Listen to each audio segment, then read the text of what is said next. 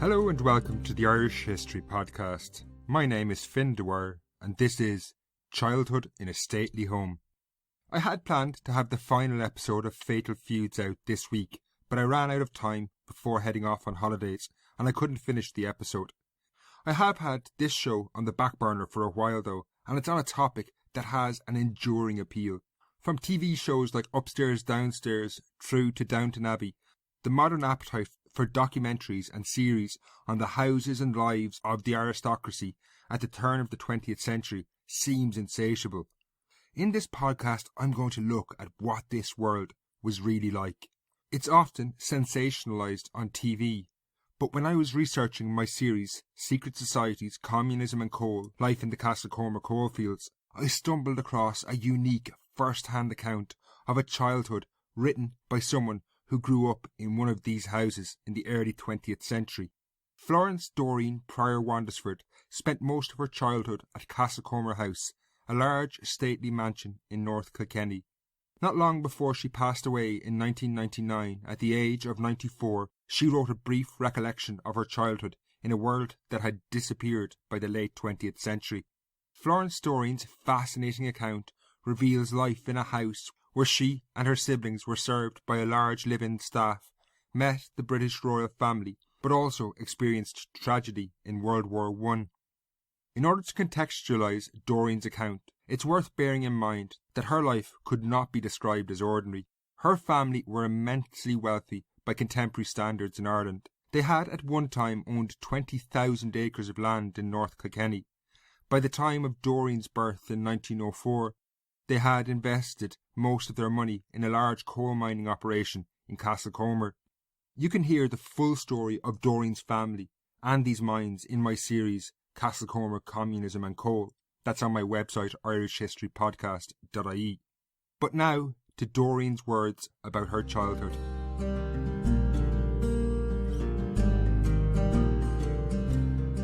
I believe that I can remember back to the age of about 4 years. I was born on the 29th of June 1904 at my Granny Prior's house at 37 Palmerstown Road, Dublin. So began Florence Doreen's account of her life. World War I, the 1916 Rising and the Irish War of Independence were all a world away as Doreen went on to recall her early years living in Castlecomer House. We were a family of 5, 3 sons and 2 daughters. I was the youngest. My eldest brother Chris was about 10 years older than myself, and Ferdinand was about 9 years older. Vera was 6 years my senior, and Dick, or Richard, was 3.5 years older. Our household was a large one, and my mother had about 10 servants to look after. There was much entertaining in those days. The staff consisted of a housekeeper who lived mainly in what was known as the room, with the storeroom next door. The butler joined her there for meals. Then there was the head housemaid and 2 other maids under her. The butler reigned in his pantry and had care of all the silver. Also, the footman assisted him there. Both butler and footman waited at table in the dining room, where all the food was carried from the distant kitchen, but always arrived hot at table under large covers. There was also a boy under the butler who posted letters and ran errands. The kitchen staff consisted of the cook, kitchen maid, and scullery maid. The latter did all the dirty work in the scullery. The governess had meals in the dining room with those of us who were old enough to leave the nursery. There was a gong suspended on a stand at the bottom of the front stairs, and every evening this was sounded by the butler at 7. This was to alert family and guests that it was time to change for dinner. Then there was a second gong sounded at 7:30, announcing that dinner was ready to be served. We, as children, did not partake of this, as we ate our high tea at 6 p.m. Our nanny, Jessie Allen, was a truly wonderful person, and I adored her. It was almost like having 2 devoted mothers. She was Scotch and lived with us for more than 40 years, having come when my eldest brother was an infant. I remember Nanny weeping when the time came for her to leave us for her annual holiday to Scotland. Despite feelings of affection, interactions in the house between the servants and the family were strictly hierarchical and regimented. Doreen remembered, each member of the family was addressed and referred to by all staff as Miss Vera or Master Dick. Our parents were the master and the mistress. In those early days, there were two very important matters in everyday life. One was class and the other religion. Nowadays this all seems very bigoted, but in those times it was not regarded as such. The upper class or gentry were respected by those in their service. I know that my parents were in this category, that they quietly and unobtrusively helped those in many ways who were poor or less well off than themselves. Family prayers were held every morning in the dining room before breakfast, the family at one end of the room and those of the staff who were Protestant at the other. In what was very unusual for the time, the Wandesforde family travelled extensively, including an annual hunting trip to their estates in Yorkshire. Florence Doreen recalled, "Each autumn the family migrated to Yorkshire in England for grouse shooting on the moors. We did not go to the family place, which was an Elizabethan house named Kirklington Hall, close to the village of Kirklington and not far from Bedale. A great uncle of mine lived there in that time. In addition to Kirklington Hall, my father owned Hipswell Lodge near Richmond, Yorkshire. It must have been a big undertaking, especially for my mother, who had to entertain guests for big shooting parties, sometimes at very short notice. About 6 of the staff were transferred from Castlecomer to Hipswell, also horses and ponies for dining and hunting. Even the pony trap was taken there to take us into Richmond town by the pony Black Prince." Despite growing up in this world, Doreen's account gives off the impression of a normal childhood filled with family rivalries. "My father was very proud of my sister Vera, and she always had the best of everything. She was also very talented. She played the violin extremely well and had the best of teachers. She also had the gift of painting. I'm sure my mother understood my feelings of inferiority, and she was always so kind and understanding, which made me feel more emotionally secure and happy. She also remembered the humorous occasions unique to their childhood. Dick was fond of playing practical jokes, as for instance dropping metal items outside the dining room door, so that my mother would think that Sewell, the butler, had dropped a tray of dishes en route from the kitchen to the dining room. He also, as a boy, enjoyed teasing me, and in this Vera joined him. I can remember him pinning me with his arms against a wall and standing where my little legs could not reach his shins. Childhoods at the turn of the 20th century seemed a little simpler than that of 21st century children. Dick taught me to ride the bicycle the hard way. He seated me on the bike at the top of a grassy hill above the tennis courts and simply let me go, probably with a push. I careered to the foot of the hill and then of course fell. This was repeated many times until I could balance myself on the flat. Then he pronounced that I was ready for the road. This being so, I was taken to the summit of Smithstown Hill, which was long and very steep. I was told to follow Dick and not to touch my brakes, but I did so occasionally from sheer panic. In those days, of course, one could fairly safely rely on not meeting any traffic, certainly no motor cars. Dick was a very hard taskmaster, but I learnt a lot from him. When we were old enough to ride ponies, the head groom would take us on a leading rein while he rode one of the hunters. I was never really taught how to ride nor how to care for the pony. There were no pony clubs in those early days, so we had to learn by trial and error. All things considered, it was most exciting and enjoyable, especially when I learned how to stay in the saddle over jumps.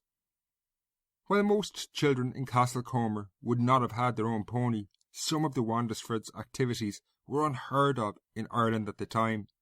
Doreen went on to reminisce. In the summer and Christmas holidays, there would be a large family gathering of cousins from England and Ireland. We had a wonderful time. There was a large heated indoor swimming pool where my father taught us all to swim and dive. I remember my brother Dick teaching me to jump from the springboard, then catch the swinging trapeze. I felt really accomplished when I had mastered that. In addition to the swimming bath, there was also an adjoining gymnasium with vaulting blocks. My father engaged an instructor from England to teach us various gymnastics when our cousins stayed with us. There were many cousins of our ages who came to stay during the holiday time, and the instructor, Pape by name, also taught our male elders the art of jiu-jitsu. For Doreen and her entire generation, World War I was a defining moment in their lives, and the Wandesfordes were no different. 3 members of the family went to fight in what was known as the 1914 war.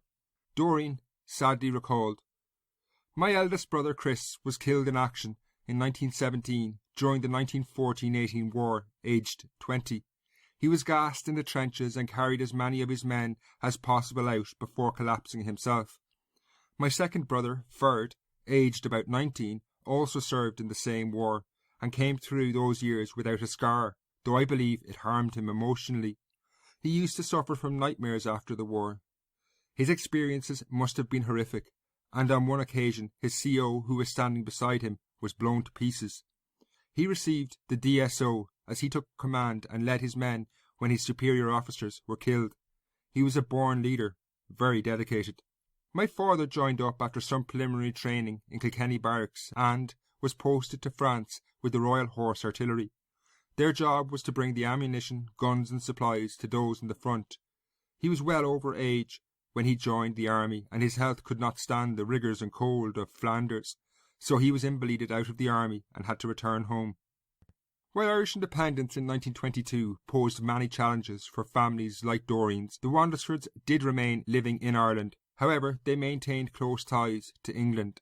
In 1928, Doreen was presented at court as a debutante, a rite of passage for women of an aristocratic background.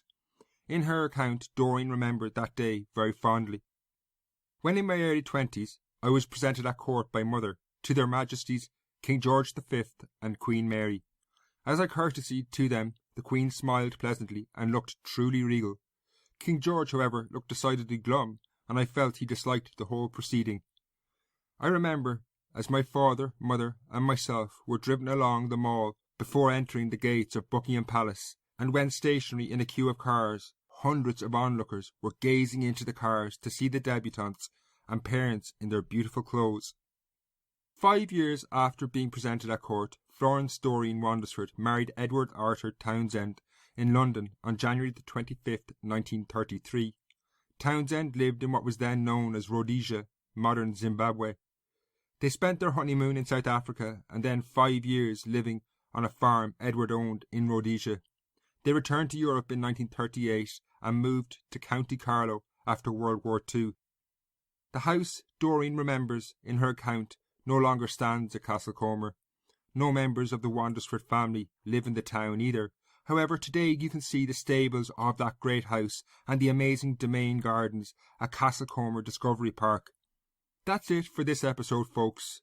I will be away on holidays when this is released, and the next show will be out in 2 weeks with a conclusion of the Fatal Feud series. After that, I'm going to do a couple of shows on one of the most brutal and notorious murders in 19th century Ireland, the Mamtrasna murders. You can find the show on Facebook, that's facebook.com Irish History Podcast, or Irish History on Twitter. You can also find tons of articles, podcasts and videos at my website, irishhistorypodcast.ie. Until next time, slán.